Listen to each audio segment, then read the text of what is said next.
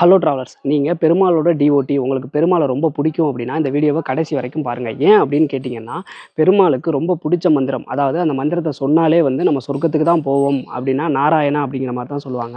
நிறைய ஐயர் வீட்லலாம் பார்த்தீங்க அப்படின்னா அவங்க பிள்ளைக்கு நாராயணான்னு பேர் வைப்பாங்க. ஏன் அப்படின்னு கேட்டிங்கன்னா, நாராயணான்னு ஒவ்வொரு தடவையும் சொல்கிறப்ப அவங்க வந்து கண்டிப்பாக சொர்க்கத்துக்கு தான் போவாங்க அப்படின்ற நம்பிக்கை நிறைய பேர்கிட்ட இருக்குது. அந்த ஓம் நமோ நாராயண அப்படிங்கிற மந்திரம் உருவான இடத்துல தான் நம்ம இருக்கோம். அதுக்கு ஒரு மிகப்பெரிய வரலாறே இருக்குது. ராமானுஜர் வந்து பார்த்தீங்க அப்படின்னா அவரோட குருவை வந்து பார்க்க வந்திருக்காரு. பார்க்க வந்தப்ப அவர் உள்ள இருந்துக்கிட்டே யார் வந்திருக்கா அப்படிங்கிற மாதிரி கேட்குறாரு. நான் ராமானுஜன் வந்திருக்கிறேன் அப்படிங்கிற மாதிரி சொல்றாரு.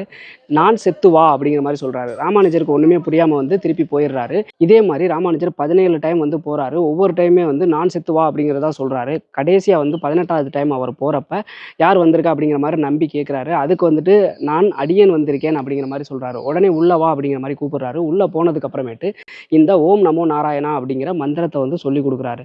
சொன்னதுக்கு அப்புறமேட்டு அவர் சொல்றாரு, இந்த மாதிரி இதை யாருக்கிட்டையும் சொல்லாத, அப்படி சொன்ன அப்படின்னா நீ வந்து நரகத்துக்கு போவ அப்படிங்கிற மாதிரி சொல்றாரு. ஆனா உடனே ராமானுஜர் பார்த்தீங்க அப்படின்னா அந்த கோவில் கோபுரத்தில் ஏறி எல்லா பொதுமக்களையும் கூப்பிட்டு ஓம் நமோ நாராயணா இந்த மந்திரத்தை சொன்னீங்க அப்படின்னா நீங்க சொர்க்கத்துக்கு போவீங்க அப்படிங்கிற மாதிரி சொல்லிடுறாரு.